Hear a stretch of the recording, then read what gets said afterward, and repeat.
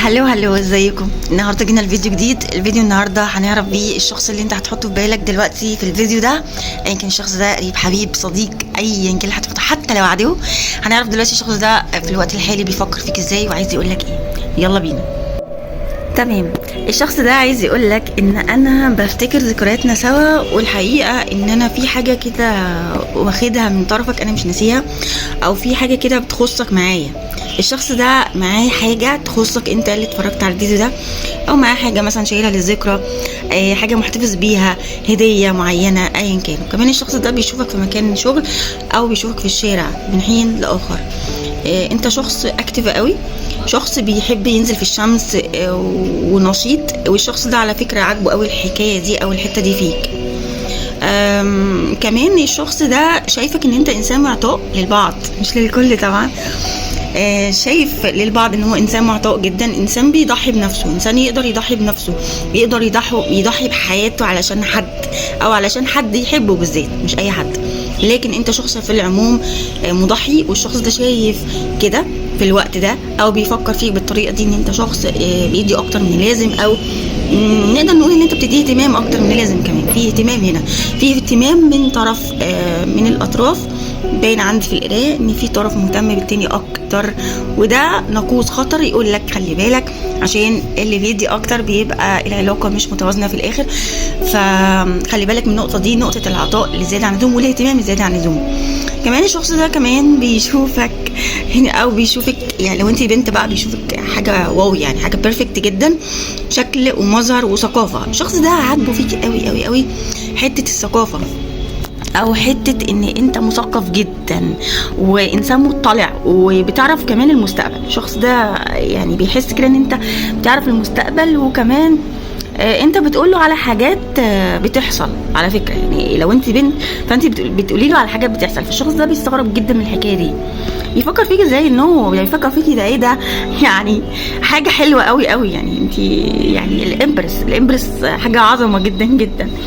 فالشخص ده شايفك ليدي حلوه قوي شكلا كمان، ومهتميه بمظهرك، مهتميه باناقتك، مهتميه حتى الالوان اللي بتلبسيها.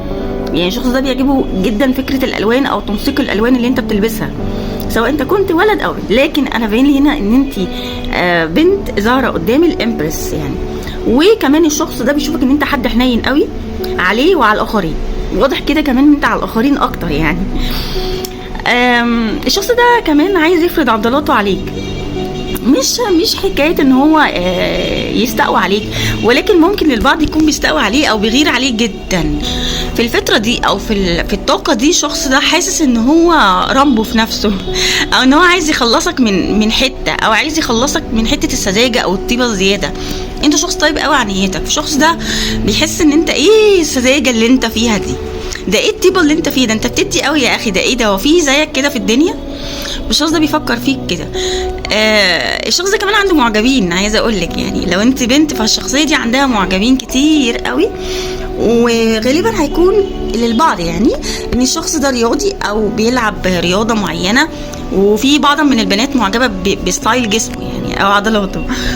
لكن الشخص ده بيفكر فيك تفكير منطقي جدا، تفكير كده في نوع من الذكريات. انا كل ما اقعد مع نفسي احس ان انا بفتكر الذكريات بتاعت الشخص ده. فالشخص ده كده في الطاقه دي بيفتكر ذكرياتك، بيفتكر الحاجات الماديه اللي انت عطيتها له، بيفتكر خروجاتكم لو انتوا كنتوا بتخرجوا مع بعض.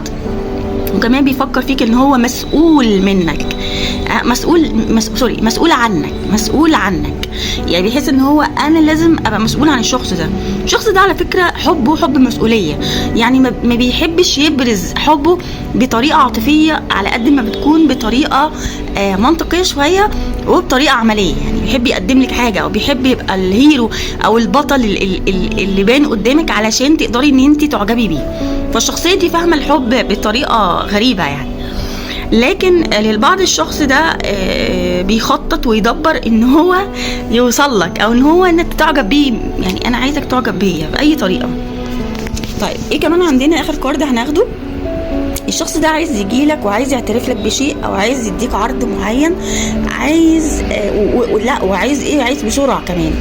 بصوا هقول لكم مش هكذب عليكم، الشخص ده عايز يروضك في حته، في ترويض هنا، او في سيطره شخص عايز يعملها معاك، سيطره جسديه للبعض. يعني ايه؟ يعني ارتباط مادي في الواقع، او سيطره بقى بالكلام والغيره وهكذا. لكن الشخص ده في باله دلوقتي ان هو يجي يعترف لك بشيء، او يجي يبرز لك عضلاته. خلي بالك، للبعض الشخص ده بيفكر ان هو يتشاكل معاك في حاجه تخص بقى ان انت قاعد كده لا مبالاه بنفسك، او ان انت مثلا يعني بيغير عليك في نقطه ان انت ممكن تكوني عارفه حاجات اكتر منه. في معرفه هنا لواحده او عندها خبره في الحياه اكتر من الشخص ده.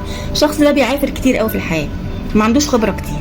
زيو بنتكل بتقولي ان الشخص ده انسان في بدايه حياته، مش غني قوي ولا فقير قوي، ولكن عايز يبرز نفسه وعايز يثبت شخصيته للاخرين، وبالذات هيكون انت اللي دخلت على الفيديو. يا رب تكون القرايه دي عجبتكم، وكانت قرايه سريعه وبسيطه كده لاحوال الشخص ده معاك وبيفكر فيك ازاي. وان شاء الله اشوفوا فيديوهات تانية. سلام.